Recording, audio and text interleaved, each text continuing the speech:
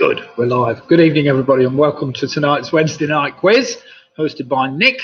I've just had a quick photograph through from Ian Miller showing me his new, sporting a very smart t-shirt with lots of birds on it, which I have to say, I'm quite jealous actually, and that looks a very impressive shirt.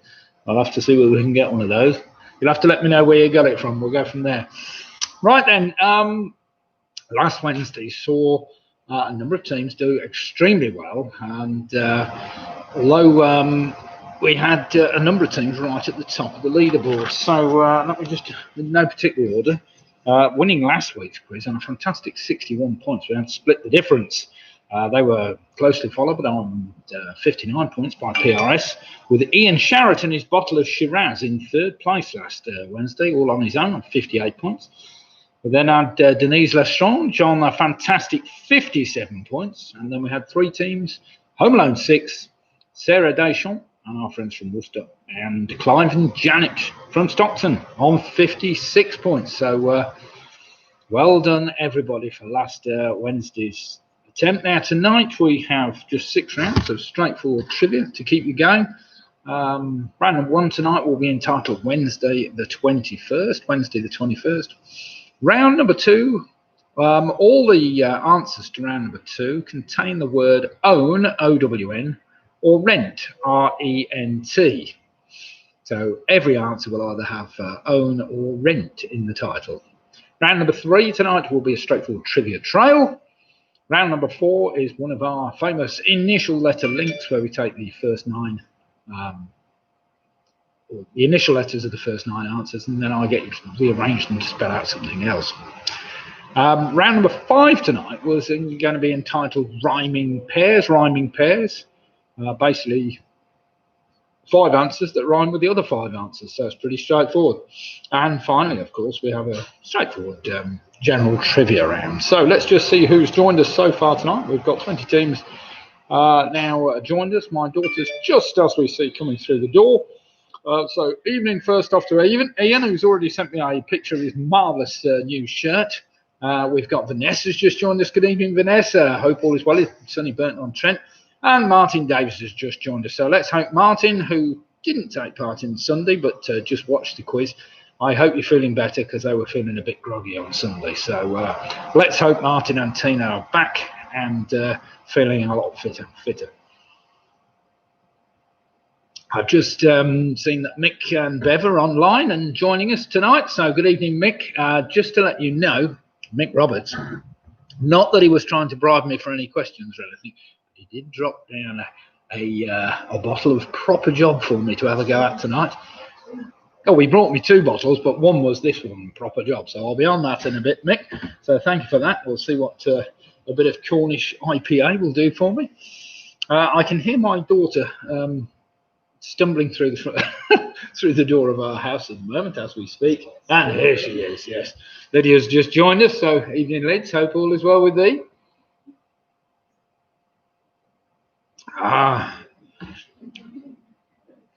Much better. Turns out Fluke was COVID-19, now in isolation. Oh, so you did have COVID-19 then, did you? I thought you might have. Is that right or not, or are you just winding me up there, Martin? Oh well, I hope you do get well if you've contracted that, but never mind. It certainly wasn't by going to the George pub. I mean to the local pub, because we haven't been out for ages, have you? So never mind. Right, we've got Georgia Lambert's just joined us. So good evening, Georgia. Hope all is well from sunny York. Now you're on serious lockdown as well, so it must be really awkward for people at university, especially. I'm not really sure how you're standing it, to be quite honest, but there you go. Can't go out and do much. I expect most of your lectures online now. You'll have to let me know if not. Right, so good evening to the Yorkies. We've got Jane Gifford just joining us. So Jane said she's checking in. Graham will be along shortly when he's finished his Zoom call. So he's on Zoom at the moment, calling somebody else. We've also had, so that's great news. We've got our friends from Cambridge join us. George Priestley has just joined us. So good evening, George. Hope all is well with you.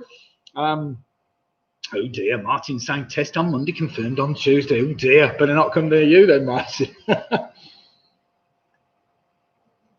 So Ian's saying, so what days are the Vic open? Well, the Vic House with the Alex are 2 pubs. it's a bit awkward at the moment because we're taking it as we see. Basically, we're open Thursday, Friday, Saturday, and Sunday. But as the football has started, and we're a fairly big football pub, we have been open in the evenings. Both last night and tonight we're open just for a few hours. But it's pointless really opening all afternoon, so we're opening from, I think, from 6 until about 9, 3 hours, something like that, just to make the best of what we can, if that makes any sense whatsoever. So Ian's just joined us. He's saying that Harry and Julia are still in Yarmouth. That's looking after Harry's dad. I hope all goes well with him. So Ian, who was third last Wednesday, all on his own with his bottle of Oldie Shiraz, he's drinking another bottle of Oldie Shiraz. So, well, I presume it's not the same one. No, you would have polished that one off rather quickly last week, I'm sure. Gaz and Bean have just joined us. So good evening, Gareth. I hope you're well. And Matthew Blood, PRS, are signing in. He's saying joined by Tom and Sandy from Cumbria. So a big hello to Tom and Sandy for Cumbria. Hope all is well with you. Hope the connection is okay, because although you're a million miles away in Cumbria, it doesn't mean to say it's going to be any worse than it is if you live down the street from me. Sometimes it's the case that if you're a bit closer, it's even worse.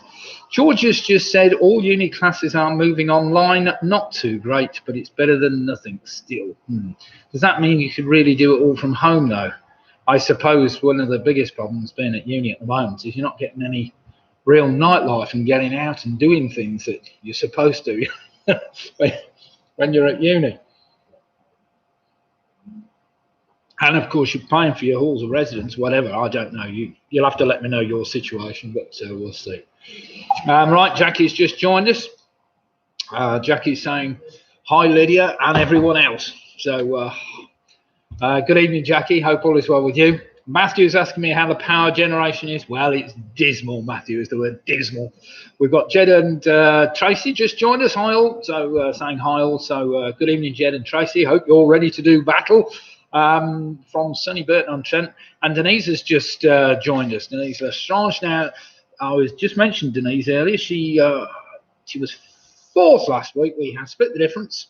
We're running out winners on 61 points. They were closely followed by PRS on 59. Ian with his bottle of Shiraz in third place on 58. And they all just pipped Denise, who was on 57 points. Then we had three teams. We had Clive and Janet on 56, Sarah Deschamps on 56, and Home Alone 6 on 56 points. So it was a very close thing last week. Right, so we've just had, who else have we got joining us? Hi, Denise, back for some more. Yes, she is. Good evening, everybody. It's Michelle, Charlie, and James.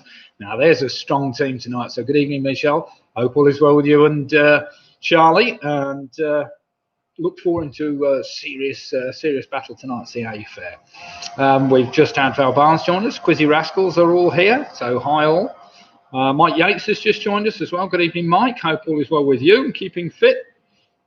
And Carol's just saying, wait a minute, where is she? Yes, we're all in. So Home Alone 6 have joined us. So good evening, Carol. I expect he's Glenn and Roy watching the football, and one eye on the football and one eye on the quiz, but never mind, they can do both, I'm sure. Roy was always good at multitasking, I heard. Pick and Mix are here. Courts 1, 2, 3. So good evening, Pick and Mix. Chris has joined us from the Split the Difference. So good evening, Chris. And Ian Barker's also joined us. So wait a minute, what's George saying? We're all doing English lit, so everything can move online without too much hassle. It's the science students that will be a bit stuck. We've been quite lucky there. Dear, don't talk to me about English lit. It wasn't my strongest suit by any means when I was at school. My strongest subject by any means. Suit, I said, suit. Meaning something. Now, at the moment, you'll be pleased to know, I am trying Harper's, which is marvellous oldie special. This is called Harper's Toffee Ale, 4.8%. And I have to say, there's a very strong smell and taste of toffee. So they've kind of got the description right, if nothing else. So Robin saying, you failed reading, didn't you? Yes, I did actually, Robin. Pretty dismally, both English language and English literature. But never mind, I didn't do much better at French either. But what the hell. Never did me any harm. Oh dear God. Right, there's 40 teams now logged in and raring to go. There'll be a few more joining us before we get ourselves going. So let me just run through again a second time the rounds tonight. We are starting with the initial round is entitled Wednesday the 21st. There are 13 possible answers to this, starting with the initial letters of Wednesday, followed by the two numbers 2, 1, and then the two letters S and T. So Wednesday the 21st. Round number 2 tonight, all the answers either contain the word own, O-W-N, or the word rent, R-E-N-T. So all answers contain the words either own or rent. Round number 3 tonight is what's called a trivia trail, where the last letter of the first answer is your first letter of your next answer, till we get to number 10, where the last letter of number 10 is the first letter of number 1. Round number 4 is an initial letter link, 9 general knowledge questions, where I ask you to take the initial letter of each of those 9 answers and then rearrange it to spell out a rather tricky number 10. Round number 5 tonight will be entitled Rhyming Pairs. Rhyming pairs, basically 2 sets of, no, not 2 sets, there are 10 general knowledge questions where pairs, 5 pairs rhyme with the other 5. Don't make any sense, or 5 answers rhyme with the other 5 answers. And finally, round number 6, as is always, we just do a general trivia round to keep you going. So there are 6 rounds tonight. We've just had the famous 5 join us. Hi, the famous 5 are here, and we are 5. Excellent. Well done, Hillary. So everybody's in the team tonight. Excellent. That's what I like to see. And Nick and Rita are zooming in. So good evening, Nick. Hope all is well with you and Rita, and raring to do battle. And right then, let's see what jokes we can get going tonight. We had, what did we have last week? We had mushroom jokes. Let's start us all off and see what beer we're on. Anybody on anything exceptionally good tonight? Be interested to know. I know Ian's on his bottle of Shiraz. I'm on my bottle of Harper's Toffee Ale from Aldi's, which is very nice. My wife, I can see, is on a bottle of Plum Porter. She's stolen that. Oh, she's on a can of, what's that one? Aldi's, ooh, Booker one. Oh, Faye's just joined us. So the second the Booby Prize Girls is here. And she's on the Pinot Grigio after a tough day, and I don't blame her. Carol says, I'm on the Vimto. That's fair enough. There's nothing wrong with Vimto. It's very nice.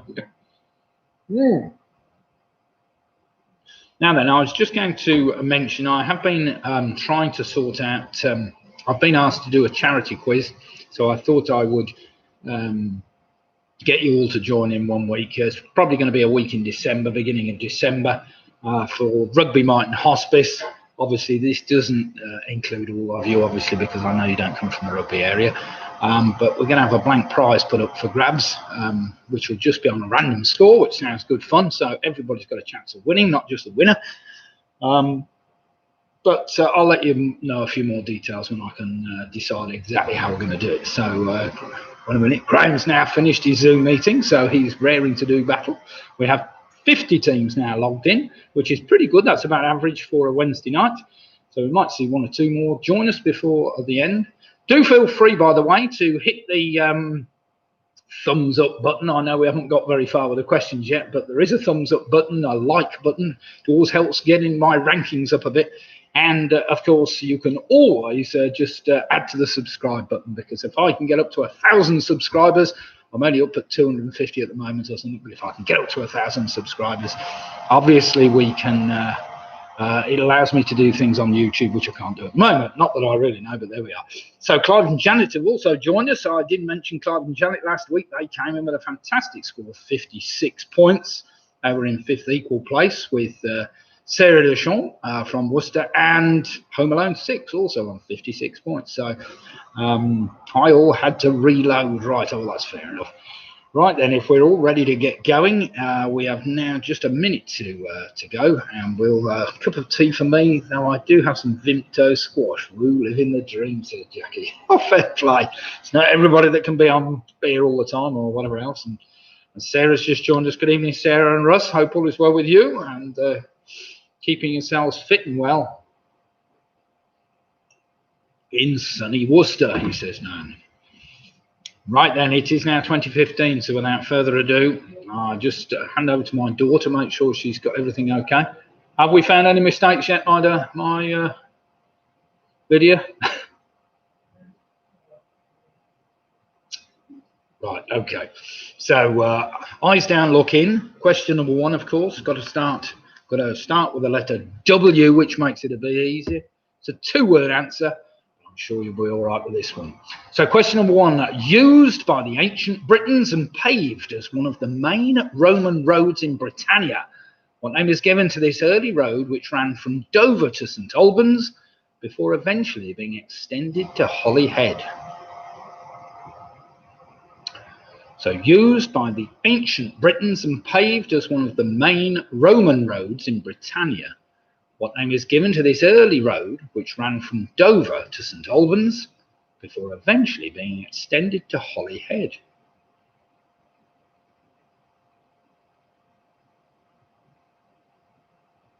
Now remember, that's a two-word answer starting with the letter W. W, as in Wednesday. Number two, starting with the letter E. I think the Yorkies are going to hate me for this one. It's getting a bit old for them, but never mind. What was the name of the half a bee in the song by the British comedy troupe Monty Python that was composed by Eric Idle with lyrics co-written by John Cleese? It was a stupid song, but never mind. It did get into the charts. Question number two, what was the name of the half a bee in the song by the British comedy troupe Monty Python that was composed by Eric Idle with lyrics co-written with John Cleese? It was known as something half a bee. Stupid name, but never mind. Starts with the letter E, and it's a name, of course, I'm after.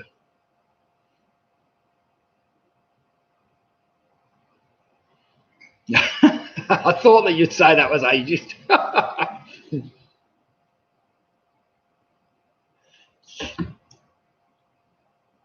You probably do all that ageist literature, I expect. Question number three. First sold in 1846 in response to a competition run by the French government, what is a sweet wine-based aperitif with a 15% alcohol by volume? It is blended using fortified wine, herbs and spices. It's got a very French name starting with the letter D, and it's a one-word answer. So question number three again. First sold in 1846 in response to a competition run by the French government. What is a sweet wine-based aperitif with a 15% alcohol by volume?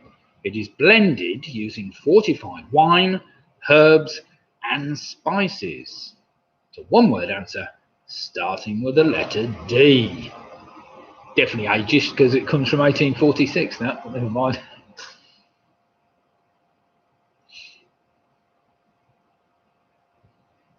Right, question number four, starting with the letter N.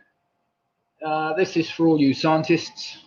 Derived from the Latin word for new, what name is given to a star showing a sudden large increase in brightness and then slowly returning to its original state over a few months? So question four again, derived from the Latin word for new, what name is given to a star showing a sudden large increase in brightness and then slowly returning to its original state over a few months? Just a one-word answer.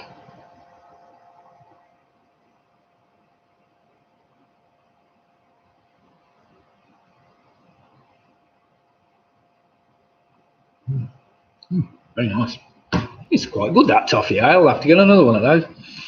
Question number five, starting with the letter E, and it's a two-word answer.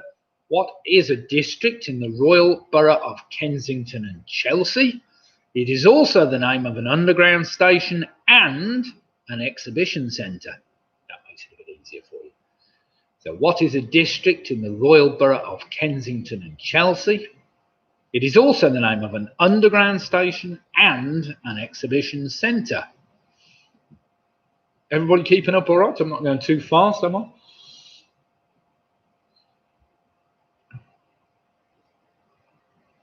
What's everybody been up to today then? Anything exciting? We had the grandchildren down from about 9:30 this morning. Well, one of them. Then we had to go and pick the other one up from school. Took them out in the pouring rain, as you do as grandparents, you know. Took them around Daventry Park where we got soaked. Never mind, we had an ice cream in the rain. A cup of coffee in the rain. Could have been worse. Question number 6. Edwina Currie was forced to resign in December 1988 after she issued a warning about which bacteria which had been found in more than 50% of British eggs. Starts with the letter S, which makes that a bit easier. So Edwina Currie was forced to resign in the December of 1988 after she issued a warning about which bacteria which had been found in more than 50% of British eggs. You wouldn't have thought that was possible these days, would you? Perhaps it isn't these days, but it clearly was then. Question number 7. This starts with the letter D. What pieces of equipment, often used in board games, were first discovered in Iran as far back as 2800 BC? Originally known as knuckle bones during the Middle Ages, they were often referred to as the devil's bones. Should be a they in there, but... So what pieces of equipment often used in board games were first discovered in Iran as far back as 2800 BC? Originally known as knuckle bones, during the Middle Ages they were often referred to as the devil's bones. Starts with letter D. It's not too hard, that one, I'm sure. And following on, question number 8. Which continent? Starts with letter A, which kind of gives it away a bit. Which continent was often referred to by the Europeans as the Dark Continent because of the mysteries and the savagery they expected to find in the interior? So question 8 again. Which continent was often referred to by the Europeans as the Dark Continent because of the mysteries and the savagery they expected to find in the interior?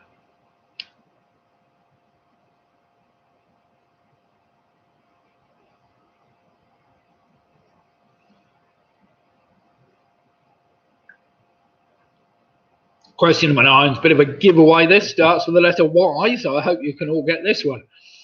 With a name derived from Turkish, what name is given to a food produced by bacterial fermentation of milk? Kind of gives it away a bit with the Y there, doesn't it, Lydia? So with a name derived from Turkish, what name is given to a food produced by bacterial fermentation of milk?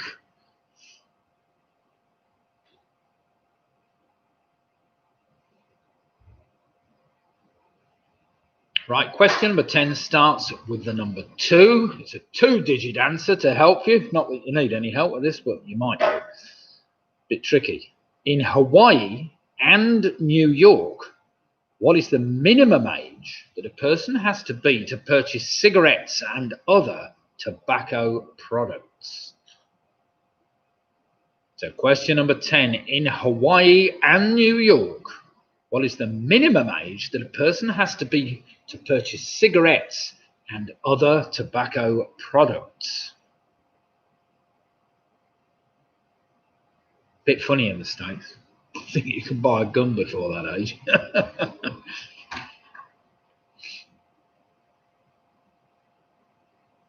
Right, question 11 doesn't really give a lot away. It starts with the number 1.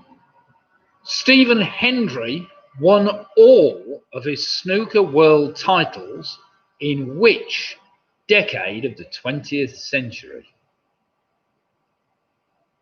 So question 11 again. Stephen Hendry won all of his snooker world titles in which decade of the 20th century? That's one I could have got wrong. Ooh.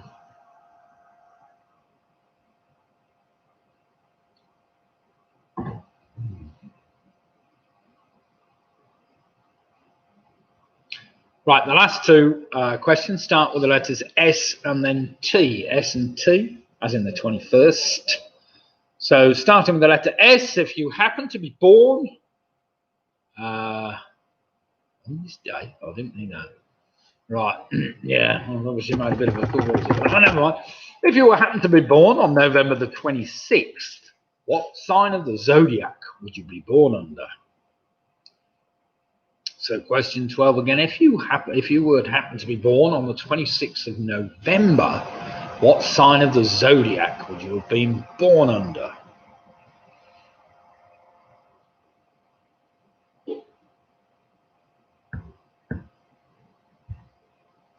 And finally, number 13, as we've been racing through this first round, also called a misprint. What is a mistake made in the typing process of printed material? Historically, this referred to mistakes in manual typesetting.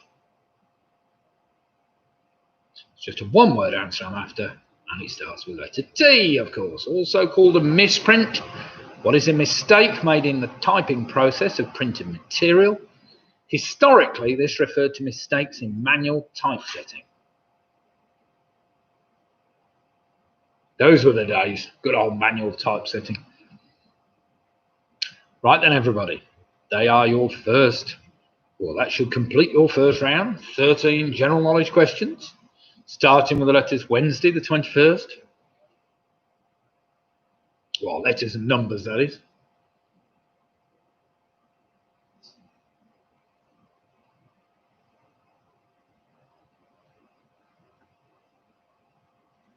So without further ado, let's whiz through those answers. You got an answer down for everything, Angela? I've got an answer for everything, whether it's right or not, it's a different matter. So used by the ancient Britons, the name of that road I wanted is called Watling Street, of course. Watling Street. Number 2, the name of that bee was Eric. Eric the Half a Bee. I'm sure you've all heard of that song. Number 4 was that aperitif called Dubonnet, or Dubonnet, or Dubonnet. Number 4 even, derived from the Latin word for new. It's a nova I was after, a nova, which shines brightly and then recedes back to where it started. Number 5, what's a district of the Royal Borough of Kensington? It's also an underground station and an exhibition centre. That was Earl's Court. Earl's Court. I don't know if you got that. Edwina Currie was forced to resign after, of course, telling the nation that after the eggs in the country were contaminated with salmonella, which we didn't really want to hear. Number 7, of course, devil's bones or knuckles bones are dice. Number 8, it was Africa, was better known as the Dark Continent by the Europeans. Number 9, of course, was yogurt. Number 10, you have to be 21 years old to purchase cigarettes in Hawaii and or New York. Number 11, it was the 1990s that he won all his world titles. The star sign I was after was Sagittarius. And finally, number 13, it was called a typo, T-Y-P-O, a typo, that type of mistake in print. So well done if you've got all those. Nothing there too testing.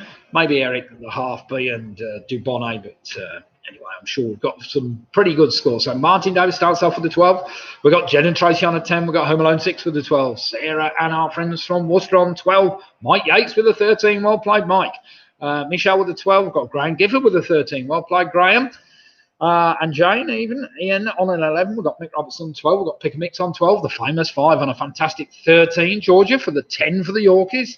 We've got the Quizzy Rackles on 13. We've got PRS on 13. Clive and Janet from Stockton on 13. There's some very good scores coming in here.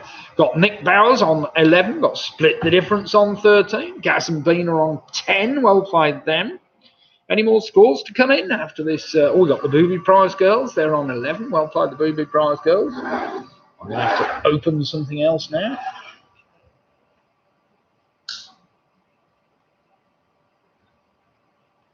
Oh, Yeah. Right then, it looks like, oh, Denise, what she got? 11. Not a Hope on 1 and 5. What was number 1? Oh, Watling Street. Well, of course, we live on Watling Street, which helps. It's quite interesting. It wasn't, I think Thomas Telford paved the bit up to Hollywood or something. No, Holyhead.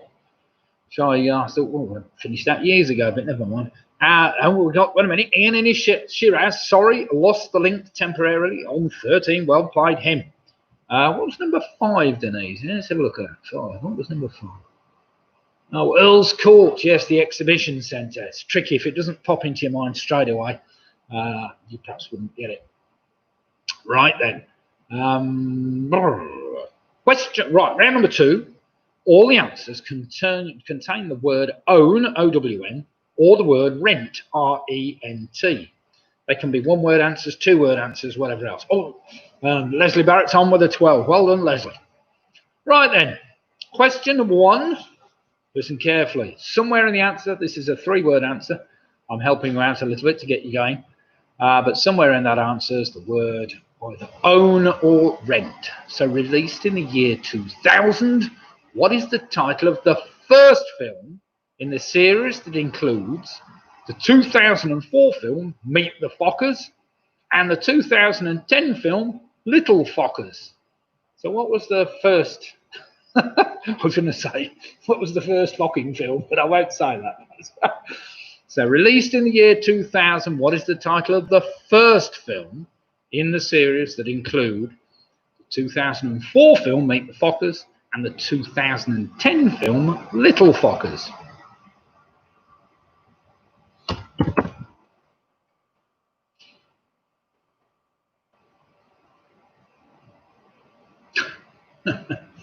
Oh dear.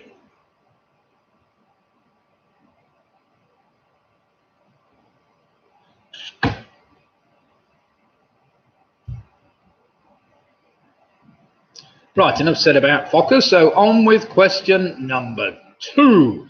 Which confectionery company introduced the Kit Kat way back in 1935? So question number 2, which confectionery company introduced the Kit Kat way back in 1935? Now, do you remember? You've either got the word rent or the word own somewhere in that answer.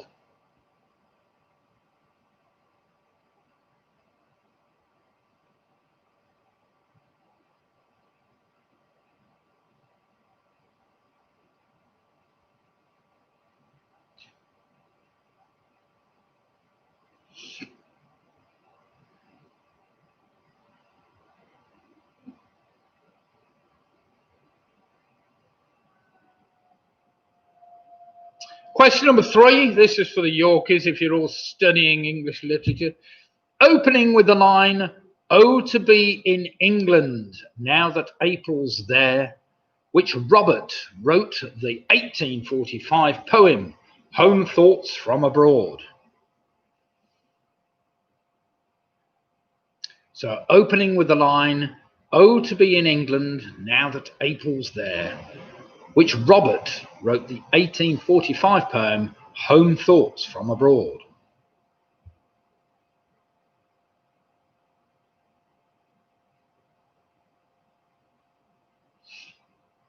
You see the Yorkies straight in with that one. Do we get a thumbs up from the Yorkies there?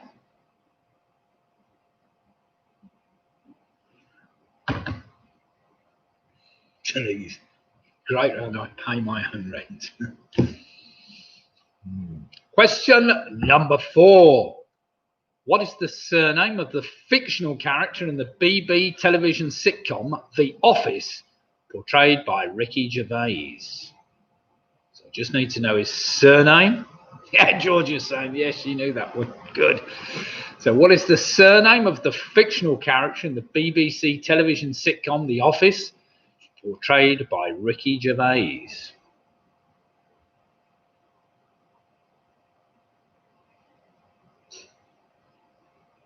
Oh, dear God. Now, that's a good joke, Ian. I like that one. My sister argued with me that you can't make a car out of spaghetti. You should have seen her face when I drove past her. I like that. That's a good joke here. Anybody else got a funny joke they want to share? Joke of the day. Question number 5. What type of rather exotic tropical fish is Nemo in the film Finding Nemo? Another one for the Yorkies, surely. So what type of rather exotic tropical fish is Nemo in the film Finding Nemo? Do you remember? The word rent or own is somewhere in that answer. Or it should be anyway.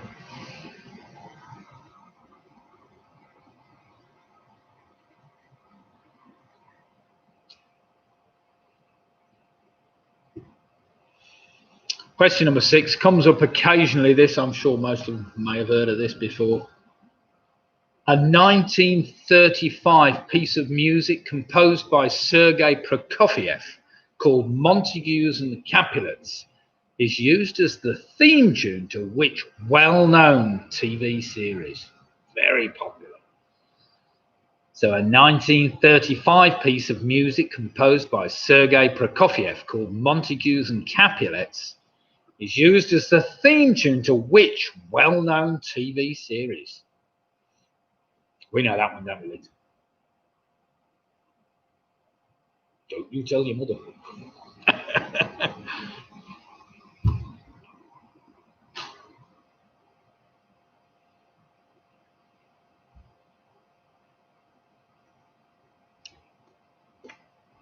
Question number 7. What name is given to someone who bears witness to a child's christening and later is willing to help in their upbringing as well as their lifelong spiritual formation? Apparently. So question 7 again. What name is given to someone who bears witness to a child's christening and later is willing to help in their upbringing as well as their lifelong spiritual formation?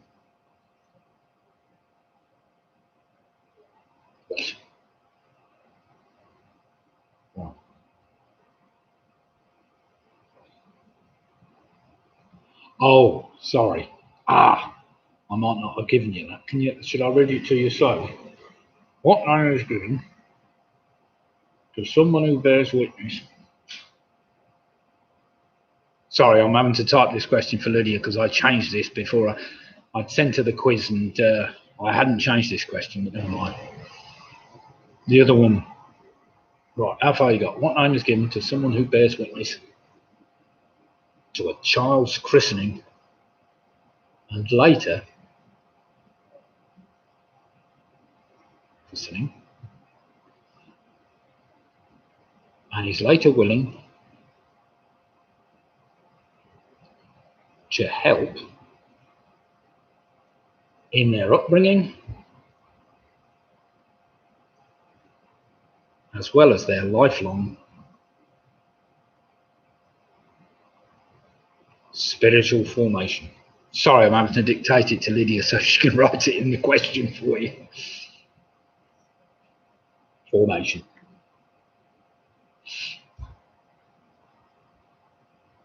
So that was number 7. Hopefully she can post that.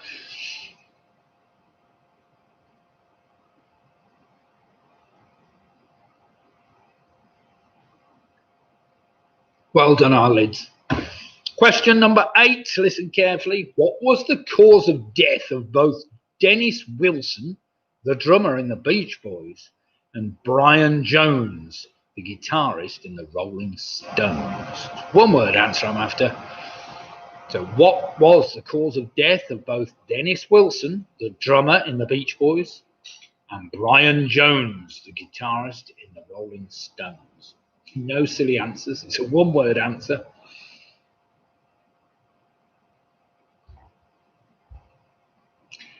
And it's got to contain the word rent or own somewhere in that answer. Number 9, classic quiz question, this one. The Winnie the Pooh stories are set in which forest in East Sussex?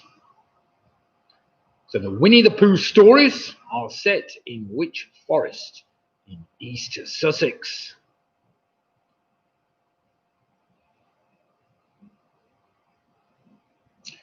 No, it's not the 100-acre wood, but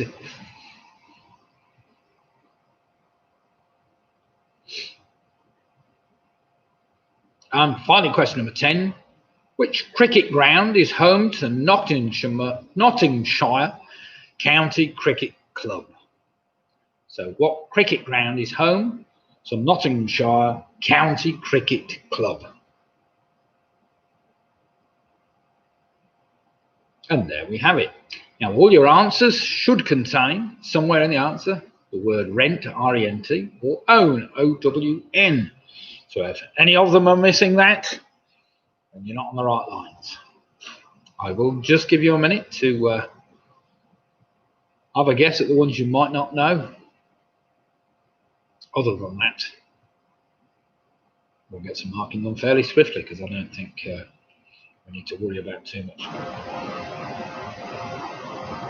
Now, do remember to subscribe to my YouTube channel if you want to, and make sure you like the quiz if you like it, with a little like button at the top. The more likes I get, the higher we get in the standings. Not that it makes any difference, but more people might come and join the quiz. Right then, let us mark that round. This was round number 2 with Own or Rent, released in the year 2000. The first in the film series, Meet the Fockers and the Little Fockers, was Meet the Parents. Meet the Parents. Well done if you got that. Question number 2, the confectionery company I wanted was Rowntree's. Number 3, it was Robert Browning that wrote the poem Home Thoughts from Abroad. Well done if you got that. Number 4, of course, was David Brent I was after, or Brent, I only need to know his surname. Number 5, of course, it's a clownfish, that exotic tropical fish. Nemo was a clownfish. Number 5, the music, Sergei Prokofiev's Montagues and Capulets, is, of course, the theme tune to The Apprentice. The Apprentice, well done if you got that. Number 7, someone who bears witness at a child's christening and later is willing to help in their upbringing as a godparent or godparents. Number 8, I was after the cause of death. It was drowning in both cases. Number 9, Winnie the Pooh stories are set in Ashdown Forest in East Sussex. And finally, number 10, of course, is Trent Bridge. So well done if you got those right. Wasn't that difficult. I'm sure we've got some very good scores on that round as well. So let's have some scores in. See how you've all fared. Who's the saddest person in the pasta factory? Who's the saddest person in the pasta factory? The chap that's filling cannelloni. Very good. Right, we've got Jen and Tracy on 20. Michelle's on 20. We've got Home Alone 6 on 21. We've got Ian Miller on 18. We've got Grant Giffen on 21. Pick a Mixer on 21. Mick Robertson's now on 22 points. Sarah and Aaron Russ are on 21 points. We've got Martin and Tina on 19 points. And Mike Yates on 20. The Quizzy Rascals are on 23. We've got PRS on 23 points. The Yorkies are now on 17 points. We've got Clive and Janet from Stockton on 22 points. Nick Barris is on 21. The Famous Five are on 22 points. We've got Gaz and Bean on 18 points. Booby Prize Girls have moved on to 20 points. Who's the coolest person in the hospital? Wait a minute, I'm waiting for that one. So, Split the Difference are on 22. The ultrasound guy. Oh dear. And Leslie Barrett's on 21 points. So we've got some cracking scores. 8 guess different strokes for TV total. 19. Well done with that. Ian and his Shiraz. What's it? Cooley-Borough Older Shiraz Cabernet on 23 points. Come on, Ian. You're clearly not missing Harry and Julie. I'll have to tell them that you're doing very well on your own, I have to say. Right then, round number 3 is a trick. If the ultrasound guy is off, it's the hip replacement guy. Oh dear, now they're getting worse now, Michelle. The hip replacement guy. Oh dear. Right then, round number 3 is a trivia trial, where that was just where the last letter of your first answer is the first letter of your next answer. Okay, we get the idea. So starting off, question number 1, measured from its base to its summit, which is the tallest mountain on Earth? So question 1, measured from its base to its summit, which is the tallest mountain on Earth?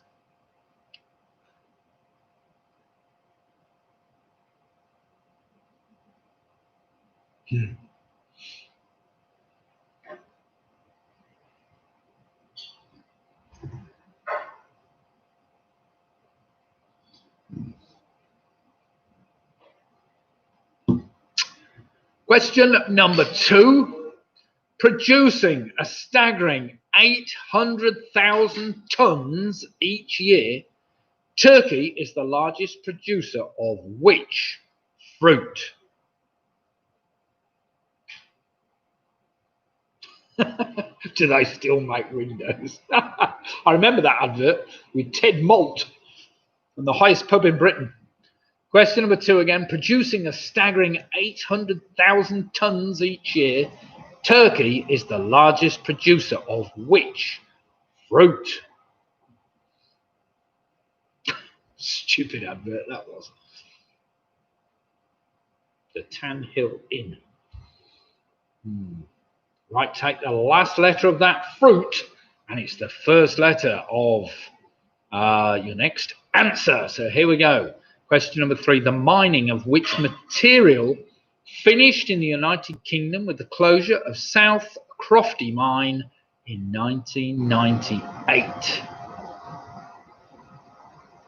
Yes, the new answer starts with the last letter of your previous answer, so they all basically go on, Denise.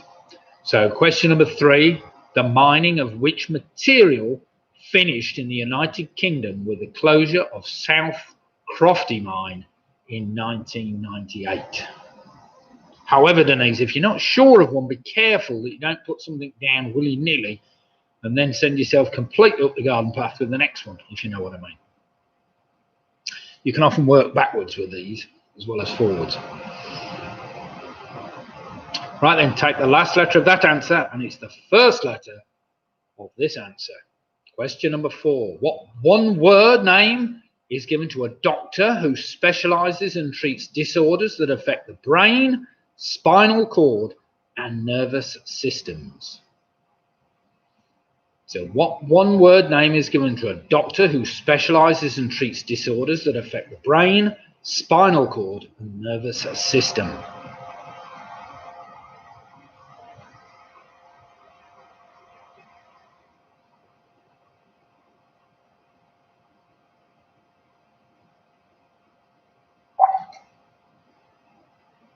Question number 5 is also a one-word answer.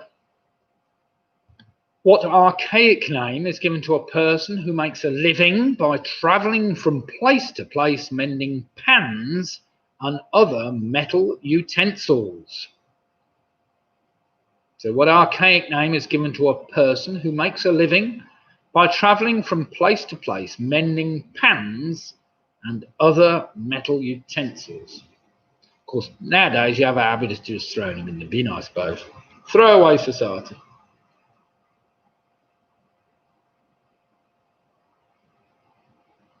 Right. Take the last letter of that professional and with the first letter of this one. Question number 6. What is an American multinational cosmetics, skincare and fragrance company founded in 1932 and based in New York City? It's just a one-word answer. So what is an American multinational cosmetics, skincare and fragrance company founded in 1932 and based in New York?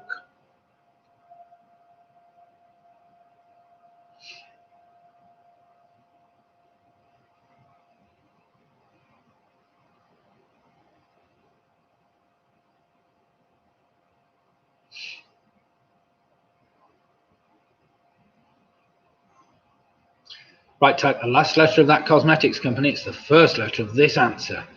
Which celebrated scientist's third law of motion states that for every action there is an equal and opposite reaction?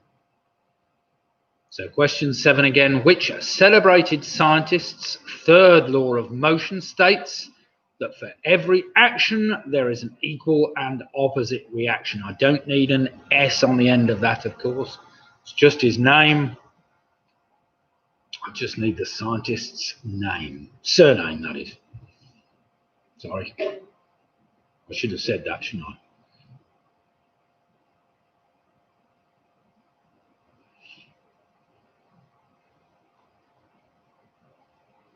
Just put that in there, Lids. Just put after 7, surname only. Okay. Question number 8 for all you film buffs. With a name taken from the eponymous hero of a 1904 novel by Joseph Conrad, what is the name of the fictional cargo starship featured in the 1979 film Alien? So take that scientist's surname's last letter, and it's the first letter of that starship. So with a name taken from the eponymous hero of the 1904 novel by Joseph Conrad, what is the name of the fictional cargo starship featured in the 1979 film Alien?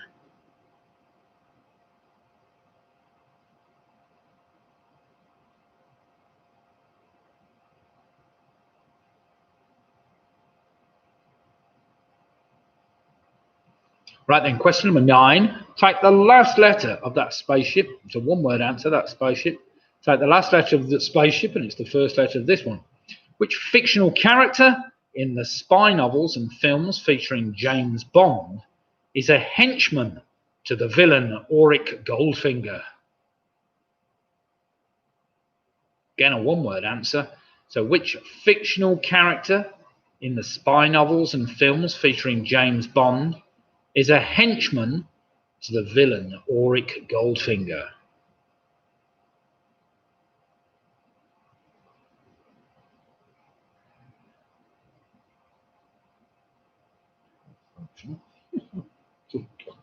Where I've got that from.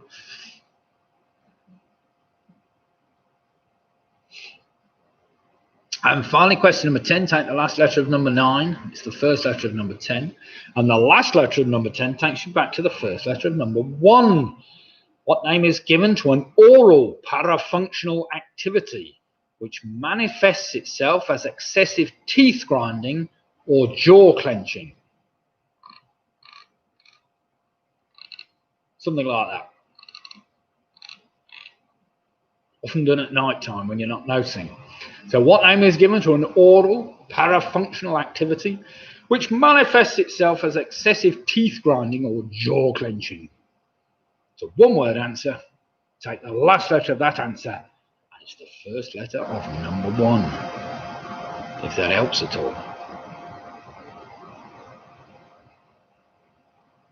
Right, you should have 10 answers there. They follow on from each other, one to the other.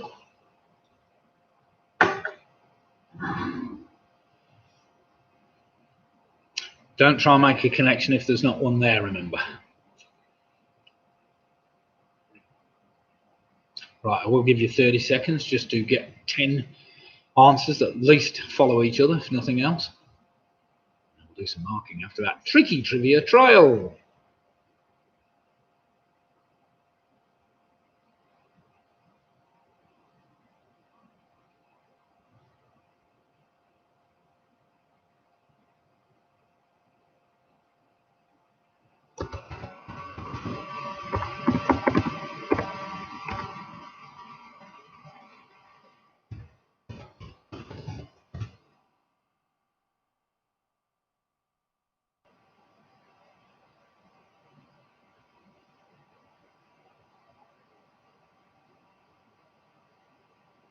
Right then, everybody. I trust you've got 10 answers down. So let's start the trivia trial. Measured from its base to its summit, which is the tallest mountain on Earth. Well, that's in Hawaii. It's called Mauna Kea. Mauna Kea. Well done if you've got Mauna Kea. That gave you the A for the apricot, which is 800,000 tons each year, apparently, Turkey produce. That gave you the T for tin, which finished mining in the UK at the South Crofty mine in 1998. That gave you the N for a neurologist, that doctor where I was after. That gave you the T, of course, for a tinker, a guy that goes around mending pans and other metal utensils. That gave you the R for that company, Revlon, now based in New York. That gave you the N, of course, for Newton and his third law of motion. That gave you the N for the Nostromo. Well done if you got Nostromo. That in turn gave you the O for that Willem Oddjob. And that in turn gave you the B for bruxism. Bruxism and the grinding of the teeth. So well done if you got bruxism. That was tricky. This round's hurting my brain, Sister these. It's not easy. It's not easy at all than these, but they are the answers we were after. And as you can see, the last letter of each answer follows on to the next one. So we've got Jed and Tracy on very respectable 30 points. Ian Miller's on 25. We've got Russ and Sarah on 28. We've got Mick Roberts on 32. Great score there. Tough number 10. Graham Gifford on 28. Michelle's on 29. Nick's on 28. Famous Fiver on 30. Well played then. Home Loan 6 on 29. The Yorkies have moved on to 23. Got Split the Difference on 32. Leslie Barrett's on 29. We've got the Quizzy Rascals on 33 points. Yet to drop a point. Pick a Mixer on 30. We've got Martin Davis on 28. PRS also 33 points. Booby Prize Girls are on 28 points. Ian Sharratt with his Shiraz Cabernet Sauvignon, whatever, is on a 32 points. So well played, Ian. And Clive and Janet from Stockton are also on 32 points. There's some great scores here. Gaz and Bean on 24 points. Well played, Gaz and Bean. Any more scores in? Any more to come?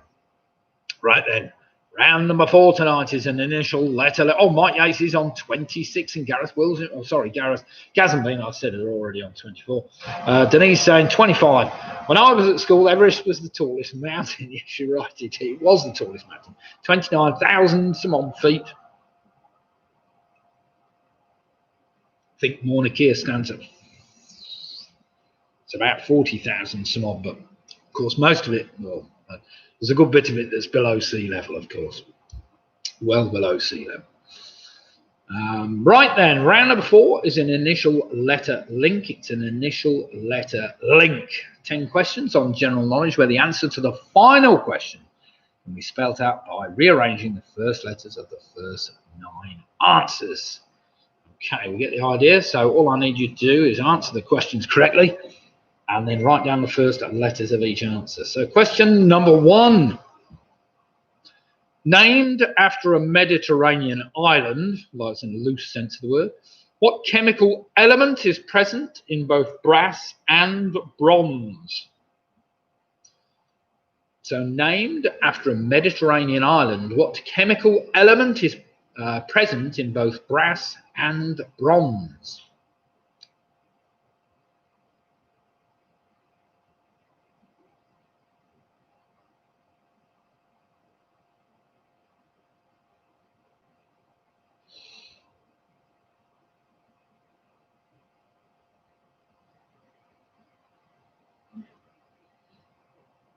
Question number 2, patented in 1971 and also the name of a Shakespearean character.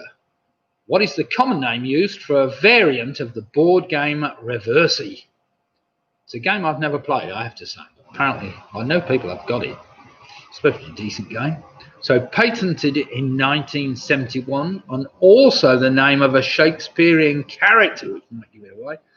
What is the common name used for a variant of the board game Reversi?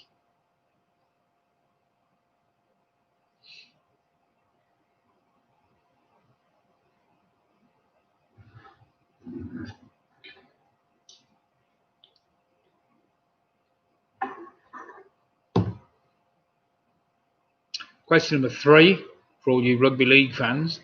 Which rugby league team were known as Harlequins Rugby League between 2006 and 2011? In other words, what's their name now? So which rugby league team were known as Harlequins Rugby League between 2006 and 2011? If it helps, it's a 2-word answer I'm after.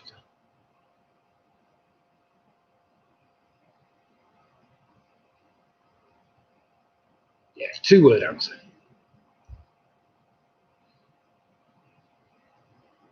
Question number 4 is a bit more straightforward. Listen carefully, and you should be able to get this pretty much from the clue I give you. Which European country's name derives from a term meaning citizens of Rome? So question 4 again. Which European country's name is derived from a term meaning citizens of Rome?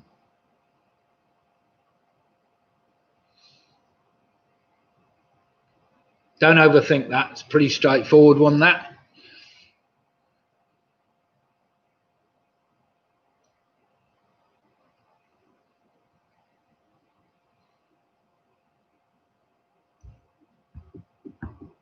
Question number 5, let's take you back a bit.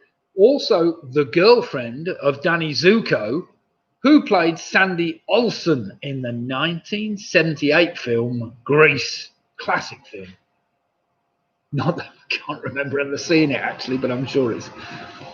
So question 5 again. Also the girlfriend of Danny Zuko, who played Sandy Olsen in the 1978 film Grease.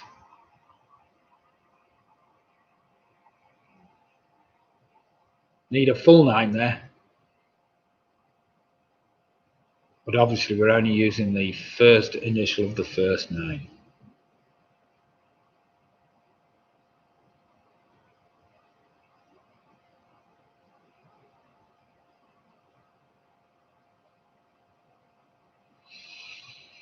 Question number 6. What two-word term is used to refer to a dramatic presentation depicting the trial, suffering, and death of Jesus?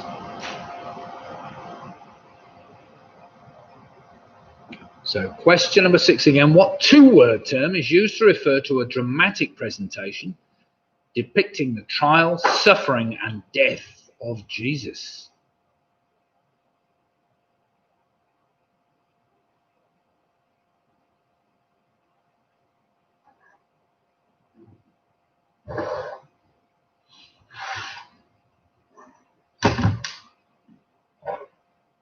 Right then, Michael, it's time to try this proper job.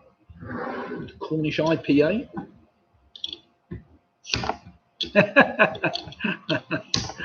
Oh dear. Very much like the life of Brian, except it's only a two-word answer. Never mind.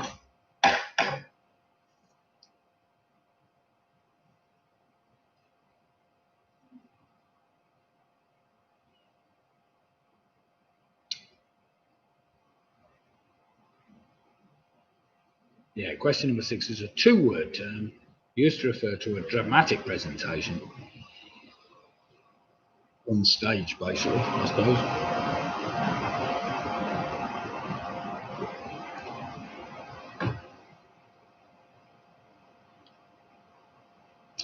Right then, question number 7. Listen carefully. Kerry Katona, Liz McLaren, and Natasha Hamilton were the founding members of which female pop group?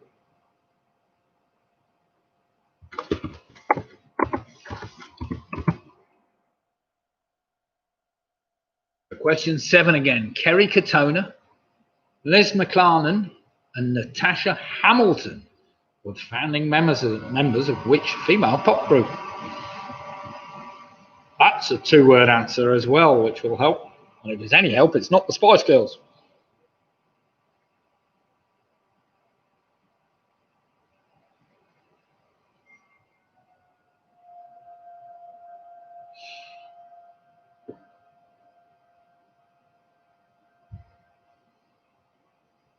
Yeah, it's not the easiest round in the world, this one, but never mind. Get the brains thinking. Question number 8. Coined by the Daily Mail, what term was used in the late 19th and early 20th century to refer to women who were campaigning for the right to vote? Just a one-word answer I'm after. So, coined by the Daily Mail, what term was used in the late 19th and early 20th century to refer to women who were campaigning for the right to vote? Sure you all know that one.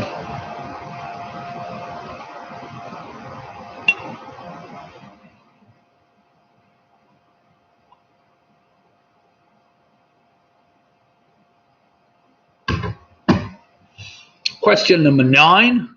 Snooker is generally thought to have been invented in which Asian country? So the game of snooker is generally thought to have been invented in which Asian country?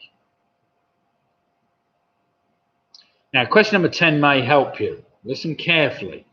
The first letters of the first 9 answers can be rearranged to spell what word?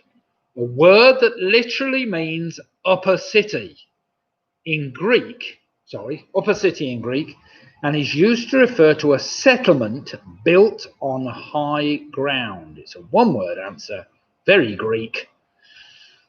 So the first words of the first 9 answers can be rearranged to spell what word? A word that literally means upper city in Greek and is used to refer to a settlement built on high ground. It's a one-word answer, 9 letters long, and it's very Greek. Now then, you've got all your initial letters if you can work out what that word is. And then you can go backwards and fill in the ones you think you've got wrong. So I will give you a minute to sort that out and see whether you can come up with something. If anybody else wants to come up with a silly joke in the meantime, I'm just about to test out my proper job, Cornish IPA from St Austell Brewery.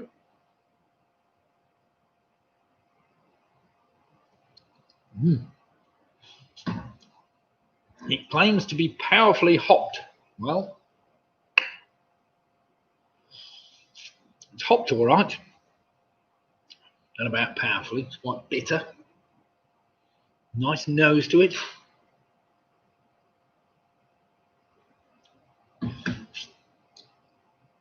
Nice and fizzy. Or should I say the correct amount of carbonation? Right, we've got any other silly jokes then? Any other pasta jokes or something? Well, a good pasta joke early. And the one in the hospital.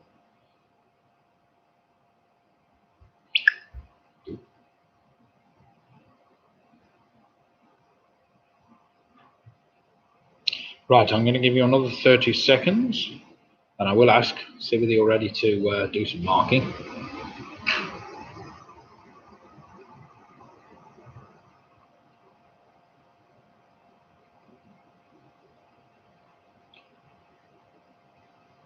That's my brother's name. What, marking?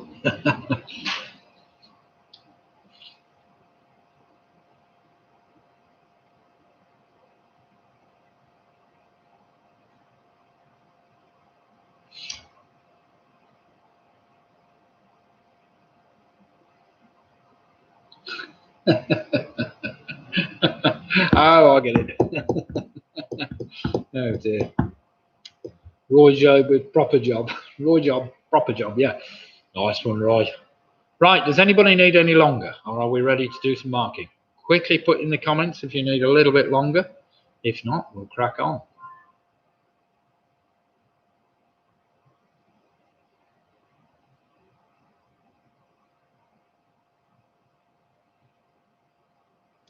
Are you sure it's not odd? It's very odd. Tastes a bit odd to me. Bit longer, says Jackie. Right, Jackie, I'll give you a little bit longer. As does Leslie.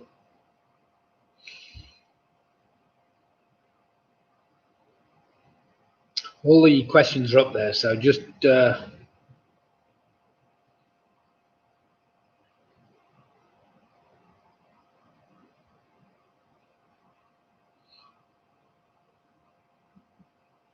Abel, we're halfway through the quiz.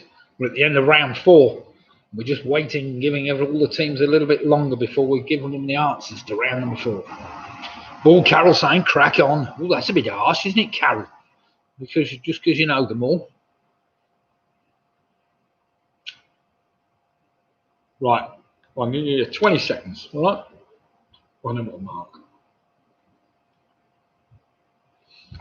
Well, I enjoy this marvellous proper job.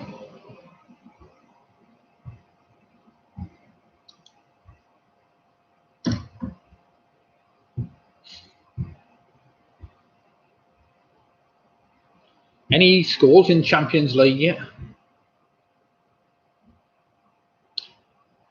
Well done, Abel. Right then, here we go. Here are the answers to the first 10 questions. Here we go then.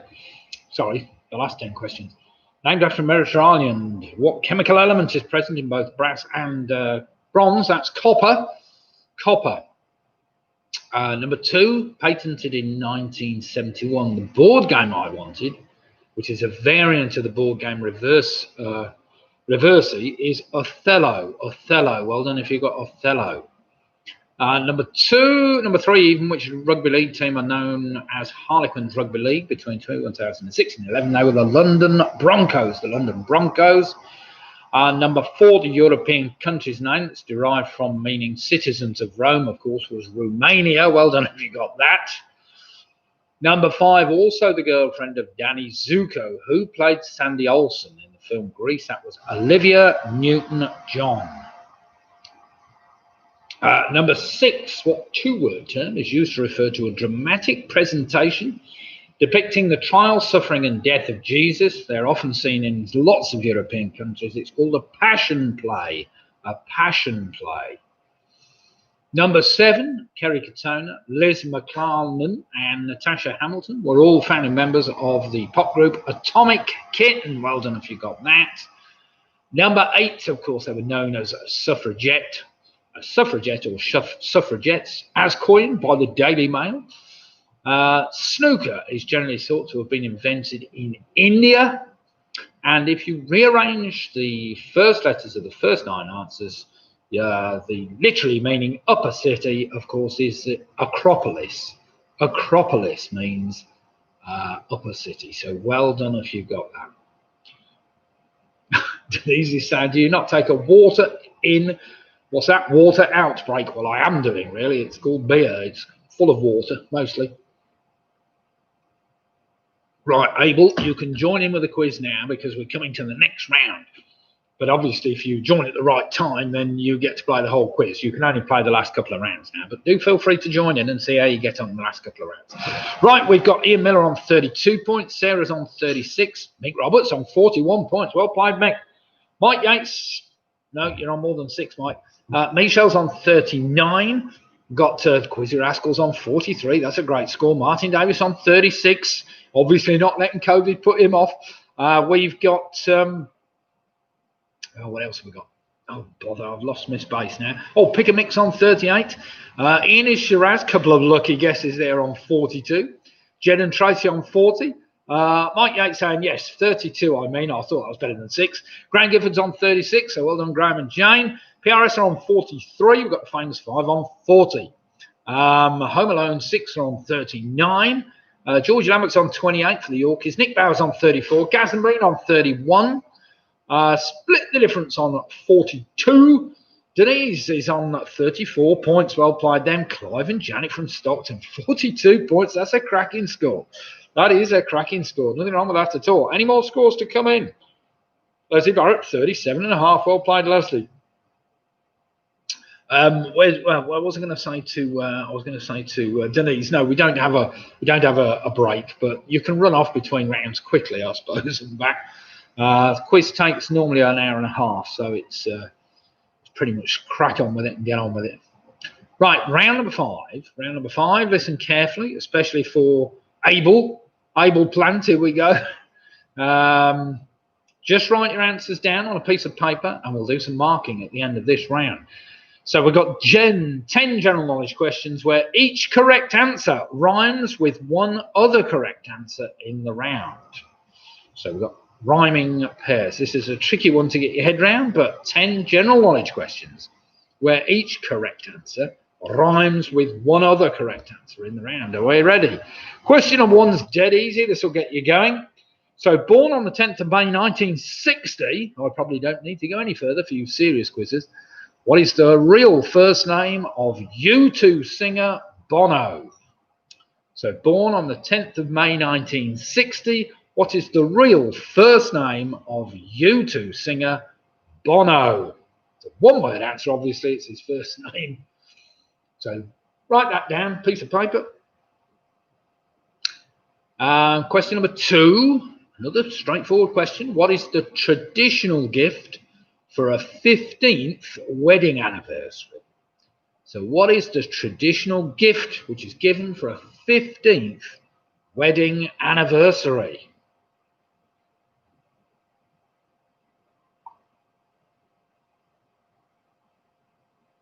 Again, a one-word answer for that one.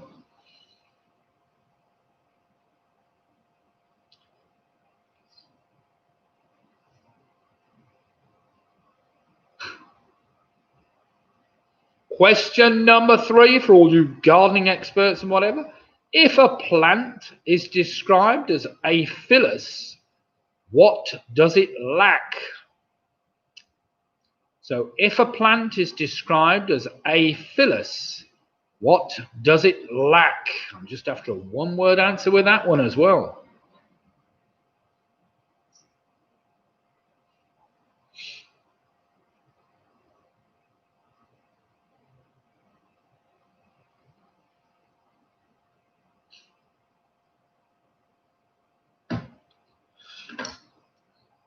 Just to go along with that question about abscission that I had on Sunday.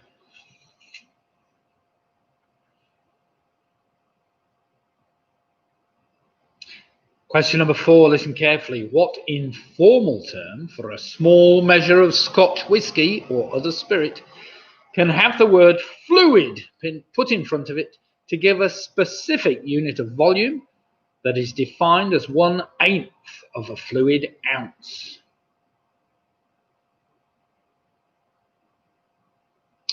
So what informal term for a small measure of Scotch whisky or other spirit can have the word fluid put in front of it to give a specific unit of volume that is defined as 1/8 of a fluid ounce?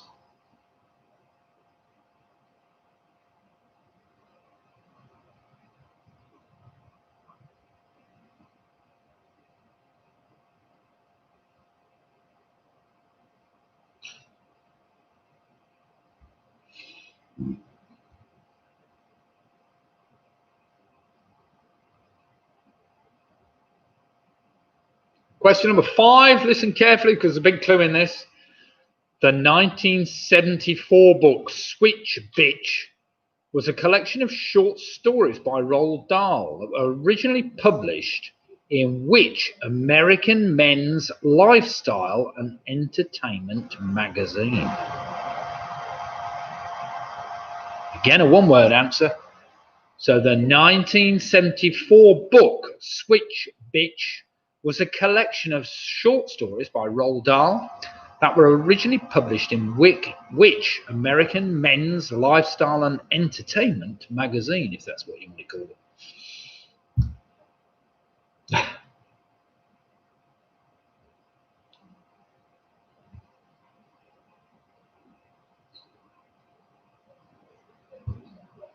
What?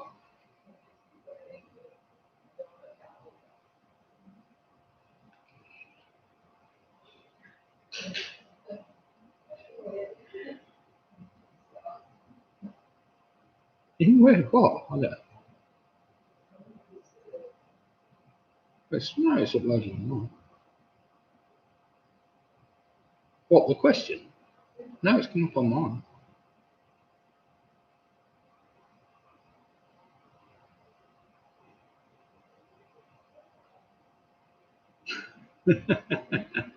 Question number 6, listen carefully. The 1986 single, The Edge of Heaven, was promoted as the farewell single of which pop musical duo? One-word answer. So the 1986 single, The Edge of Heaven, was promoted as the farewell single of which musical duo? That you might find, I will help you, already rhymes with one of your previous answers. Just in case you're wondering.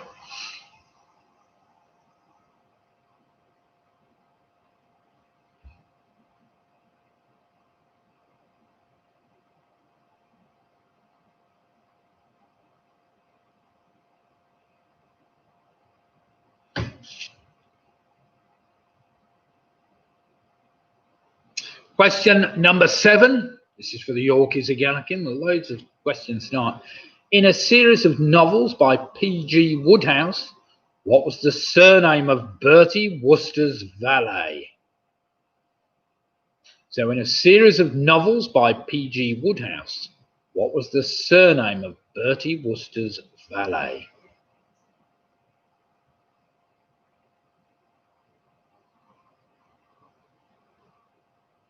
And again, we're looking for another answer to rhyme with that one, remember.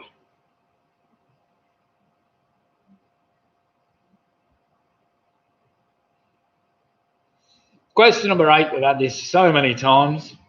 Trying to make it different each time, but never mind. First opened in 1864.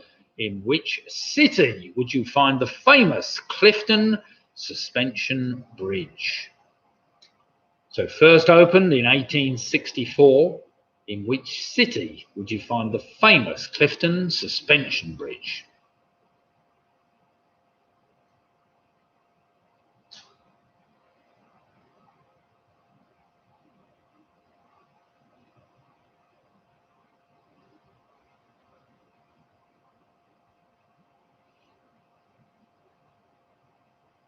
Question number 9.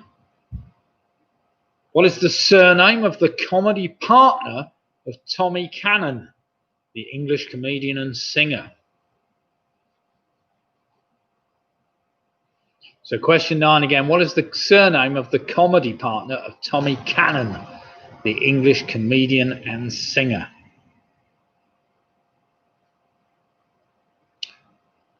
Well, I suppose I should say stage names, because Tommy Cannon is a stage name. Rock on. Nice one, Ian.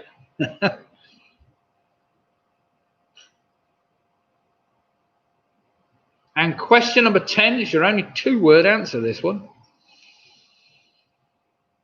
Question number 10. Who played Queen Elizabeth II in the first 2 series of The Crown? My wife will know that one.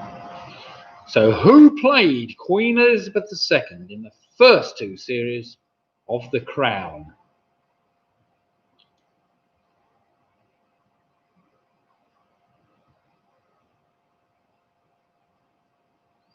Now then, used to have a club in Rochdale called Braces. Who are we on about? Tommy Cannon. Right then, do remember, 5 of those answers should rhyme with the other 5 answers. They're not rhyming, they can't be right, can they? So, other one. Oh, right. The one that you know the answer to, Ian.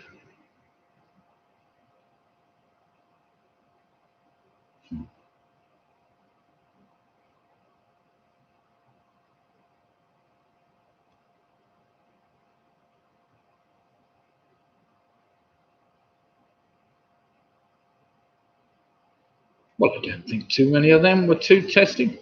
Was that?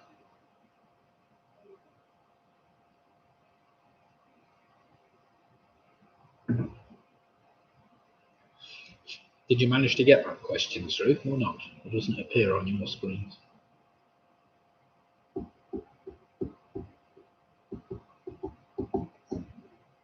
What? Question 5.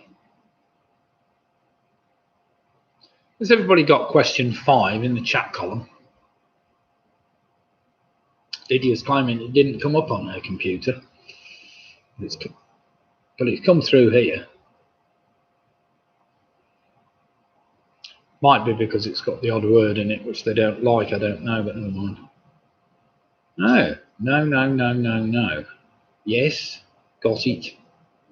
No, well, that's amazing. You must all have your filters set differently, mustn't you? You perhaps got yours, perhaps you're set up as children or something, you're not allowed it. Well, isn't that strange? Chris Mead, definitely a child. Oh dear. Sorry, Chris. Let me read it to you again, all right? So just so you know what the actual question says. So this is question 5 again. Some people haven't got it, others have. It's a bit strange. I will have less of that, Christopher. Right, here we go then. Question number 5 again. The 1974 book called Switch Bitch is a collection of short stories by Roald Dahl that were originally published in which American men's lifestyle and entertainment magazine. Oh, Martin's saying you need a live chat, not top chat. There we have. Ah, yes, Lydia's managed to put that in.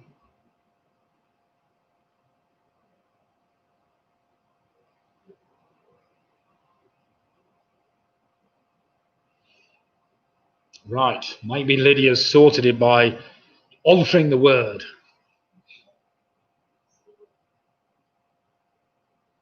Yes, probably wording.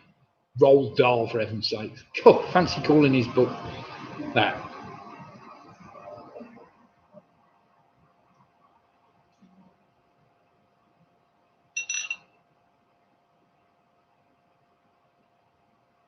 Change top chat to live chat. Oh, there we have it. Got the technical experts on the case now, so change your top chat to live chat.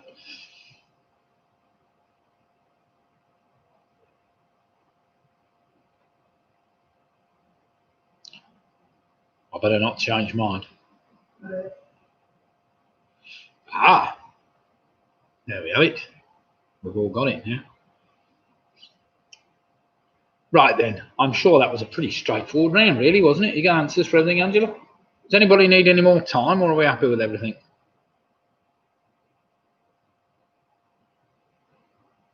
Right then, let's do some marking before we go into the last round. See how we've fared. Right, born 10th of May 1960. What's the first real name of U2 singer Bono? That was Paul.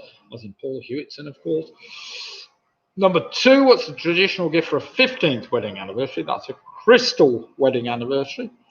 Number 3, if a plant is described as aphyllous, what does it lack? It lacks leaves. Leaves, of course. Number 4, that informal term for a small measure of whiskey is a dram. A dram, apparently a fluid dram, is 1/8 of a fluid ounce. Number 5, the lifestyle magazine I was after is called Playboy. Playboy.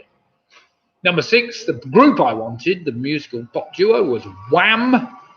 Number 7, of course, Bertie Wooster's valet was better known as Jeeves. First opened in 1864, the Clifton Suspension Bridge is in Bristol. And number 9, of course, Tommy Cannon's partner was Ball, I was after. And finally, number 10, who played Queen Elizabeth II? That was a tricky one. That was Claire Foy. Claire Foy. Which is supposed to go with Playboy. It's kind of close, isn't it? But nearly, it's 2-syllable all the same. Right, Jed and Tracy have moved on to a very respectable 48 points. Well played them. Quizzy Rascals, however, on 53. Home Alone 6 on 49. Well played them. Mick Roberts still in the 50s on 50. Well played Mick Roberts, 51 points. Graham and Jane are on 47. We've got Matthew and Gang on 43. We've got Nick Barrows on 44. Sarah and Russ are on 45. We've got Famous 5 on 50 points. Martin Davis, got to give him some credit if they're suffering with coronavirus, on 45. Ian Miller on 39. We got 32 for the Yorkies. Michelle Gibbons now on 49 points. Split the difference on 52 points. We got Pick a Mix on 48 points. We got Clive and Janet from Stockton still doing remarkably well on 52 points. Gaz and Bean on 41. We got Mark Yates on 34. Denise Lestrange on 44 points. We got the Booby Prize Girls on 43 points. So it's all very close there. So as we go into the last round, we've got Clive and Janet from Stockton on 52. Split the difference on 52. We've got Famous 5 on 50. PRS are on 53. Mike Roberts is on 51. We've got the Quizzy Rascals on 53. Anybody else in the 50s? They're all thereabouts. There's a few people not putting their scores on, but never mind. It doesn't matter. Feel free to put them on. Embarrassed or not, it doesn't make any difference. Right then, last round tonight. 10 just general knowledge questions, which are pretty straightforward. Are we ready? Eyes down, look in. Eyes down, look in. Number 1 is an anagram for you to work out. Just write 3 words down. Alan, A-L-A-N, freeze, as in deep freeze, and bit, B-I-T. So Alan, freeze, bit is an anagram of which ex-footballer who was the manager of Liverpool FC from 2004 to 2010. So Alan Freeze Bit is an anagram of which ex-footballer who was the manager of Liverpool FC from 2004 to 2010. It's a two-word answer I'm after.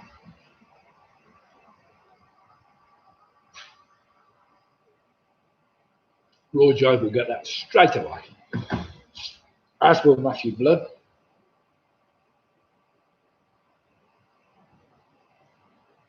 My wife could be looking at it all night and still not know it. Oh no, Ian in his Shiraz lost his link again. Must be all that Shiraz here. Never mind, 51 points. Well, that's a great score. So we've got some good scores tonight. Could be all down to this last round. So Alan Freeze Bit is an anagram of which ex-footballer who was the manager of Liverpool FC from 2004 to 2010. Question number 2. How do you spell the word, now you don't need to look this up, how do you spell the word soliloquy? It's an act of speaking one's thoughts aloud when you're by yourself. So how do you spell the word soliloquy, which is the act of speaking one's thoughts aloud when by oneself?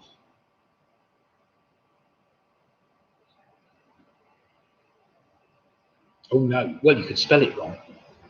You could spell it phonetically.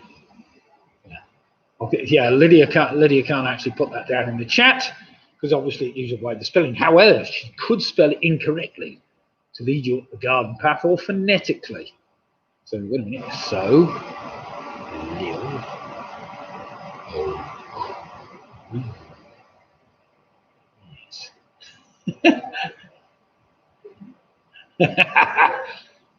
don't worry about it. Question number 2, all you've got to do is spell the word soliloquy. Don't use your phones, come on. Don't be tempted. We don't need any of that business. I was waiting for that scene, Jackie.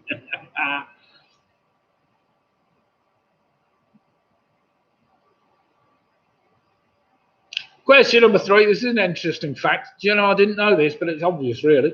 In 1997, the first cloned sheep was named after a which country and western singer, as she had originated from the cells of a mammary gland?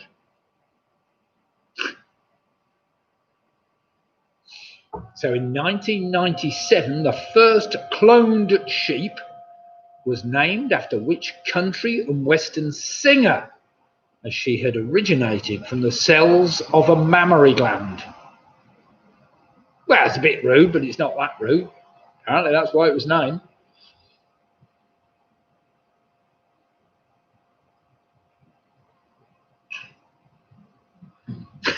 Well done, Lids. Yes, and if you spell it like that, well, it's a good attempt by any standards. That's a very good attempt by any standards.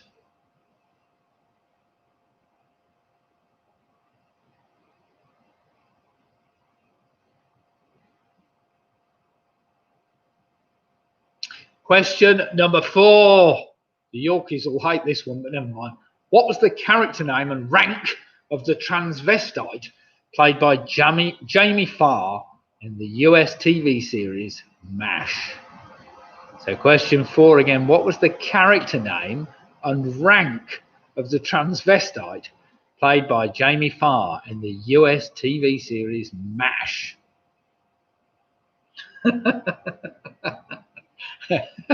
Oh dear, oh dear.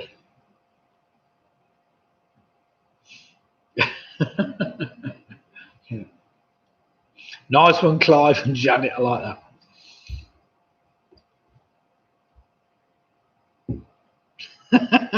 George said the only mash we know is mashed potato.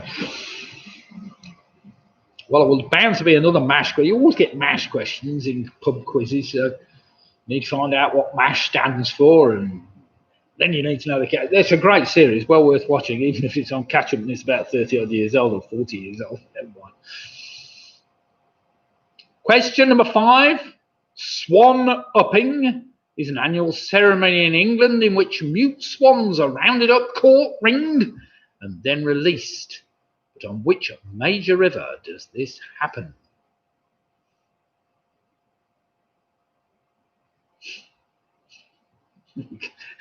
Gonna have more mash questions. I can see it coming. Monster mash, mashed potato. So question 5 again. Swan upping is an annual ceremony in England in which mute swans are rounded up, caught, ringed, and then released.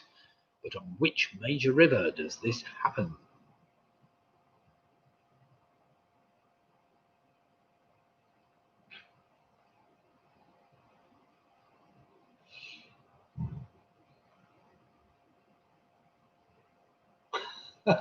Sorry. Yeah, there seemed to be a slight belching noise there. Wife looked at me as if to say, was that you? And I can definitely say it wasn't. Question number 6. In human beings, do our toenails or our fingernails grow the fastest? Or do they simply grow at the same rate? So question 6, in human beings, do our toenails or our fingernails grow the, do our toenails or our fingernails grow the fastest? Or do they simply grow at the same rate?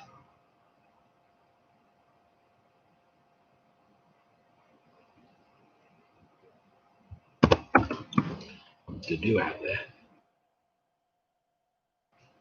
Paper mache. Mache. Paper mache.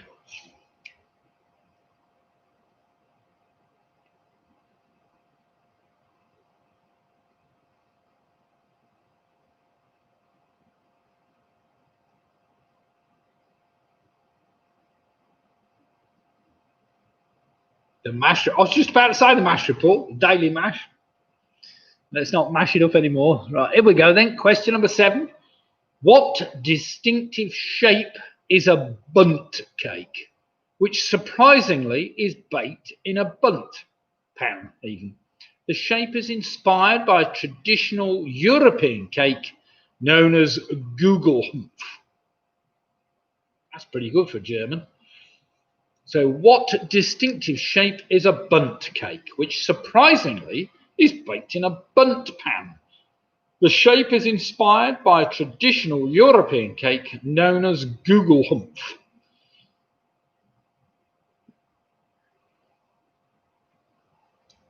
I thought my pronunciation was excellent there. Gugelhumpf. I must go to Germany and practice.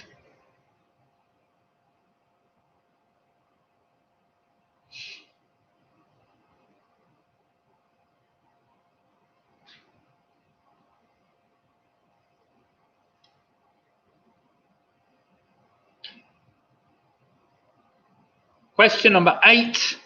This is a bit tricky, and I will allow 2 possible answers because after a bit of research, there are 2 possible answers.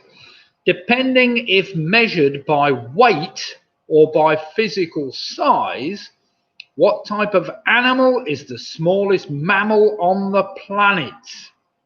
Now, I will allow 2 possible answers for that. So, and if you're really clever, you might want to put them both down, of course. But not that I'm giving any extra points, that is. But depending if measured by weight or by physical size, what type of animal is the smallest mammal on the planet? And I will allow 2 possible answers because after further research, it appeared one can make more the other way, one smaller than the other.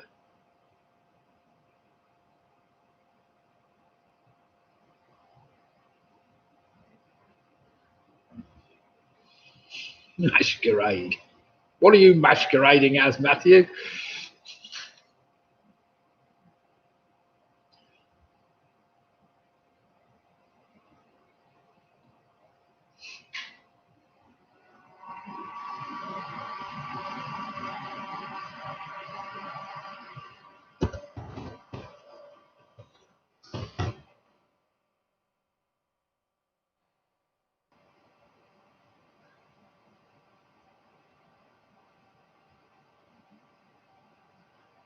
Right then, question number 9. Listen carefully.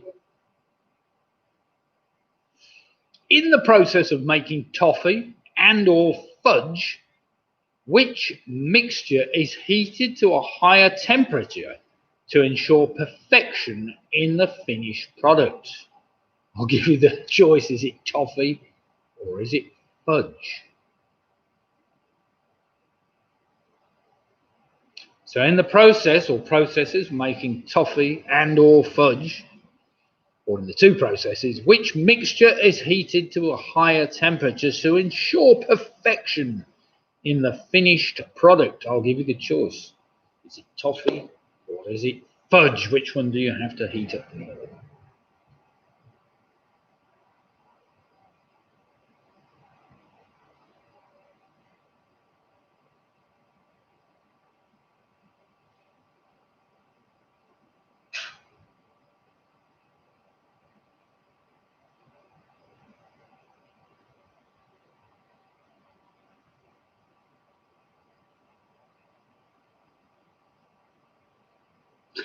And finally, question number 10, in a survey, 100 people were asked for something they would not like to encounter while sailing across an ocean.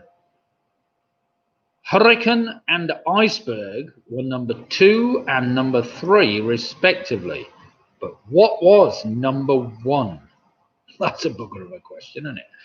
And finally, in a survey of 100 people, they were asked for something they would not like to encounter whilst sailing across an ocean. Hurricane and iceberg were number 2 and number 3, respectively.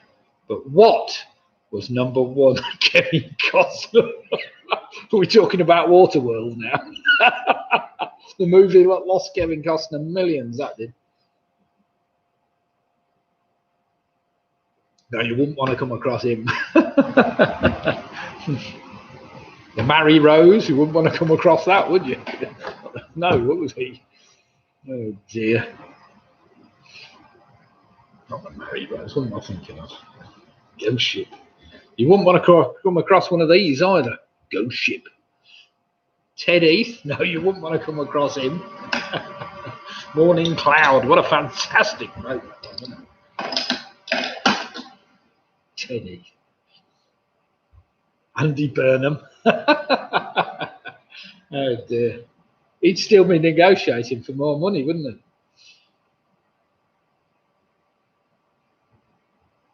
he? Maxwell. think that body would be well and truly gone. Johnny Depp, no, I wouldn't want to come across him. Oh dear. Blackbeard, go on, what else? Oh dear God. Davy Jones, what is it? Davy Jones locker. You won't want to come across that. Right then, come on, let's put you out your misery.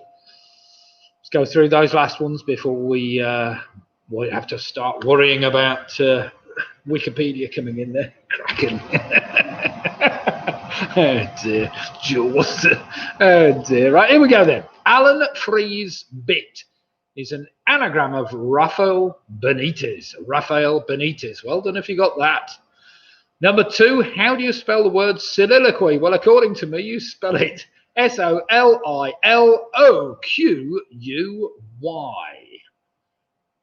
What's the input? I once shared a taxi from Euston with Cyril Smith. Oh, that's fair enough. Oh, dear God. That says a lot, that does it. Now, question number 3. In 1997, the first cloned sheep was named after which country and western singer? That was, of course, Dolly Parton, as it was Dolly the sheep. Number 4, what was the character name and rank of the transvestite? It was played by Jamie Farrar in MASH. That was Corporal Klinger, of course, Corporal Klinger. Number 5, swanning upping happens on the Thames each year. Number 6, the fingernails grow faster than the toenails. So the fingernails grow faster, nearly twice as fast as the toenails.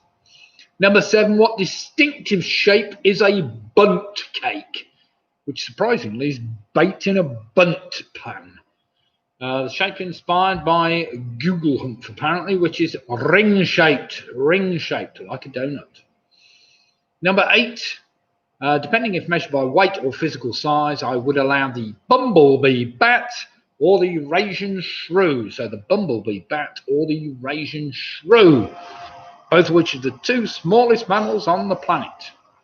Question number 9. In the process of making toffee or fudge, which mixture is heated to the higher temperature? That's toffee, which is up at 140 degrees. Fudge is 118 degrees, apparently. And finally, in a survey of 100 people asked to do something they could not like to encounter whilst crossing the ocean, number 1 was sharks. Sharks. Nobody wants to come across sharks, apparently.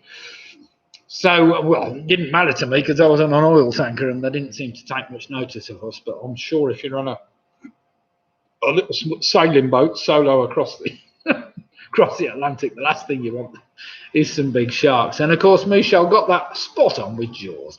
So let's have some final scores in. We've got Graham and Jane in with a very respectable 56 points.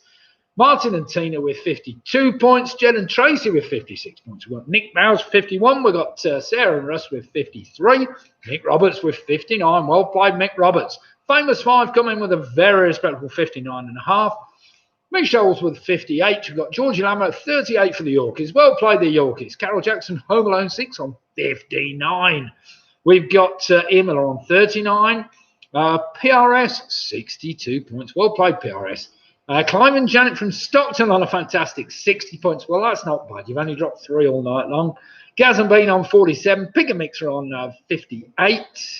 We've got Ian and his Shiraz on 59. Many slipped Twix cup and lip. What's that? What's that? The Quizzy Rascals are on 61 points. Well played them. We got Denise Lestrange, total of 53 points. Well played. Split the difference on 62 points. We got Booby Prize Girls are on 50 points. We've got any more scores to come in. So it appears that we have night, Jim, and cheers, Nick and Lydia. Thanks, Graham and Jane Gifford. Good night to you. Good night to Nick Bowes. Well played to you. Thanks, Ian. Have a good week, and we'll see you Sunday. By the way, we will be doing Sunday quiz, same time, 8 for 8:15. Let's hope, certainly Martin and Tina, let's hope you're feeling a little better for the weekend. You'll have to let me know what your symptoms are like, how bad you really are, or whether it's just a mild thing, but never mind. So we've got Split the Difference on 62 points. We have the Quizzy Rascals on 61 points. We've got PRS on 62 points, and we've got Clive and Janet from Stockton on 60 points.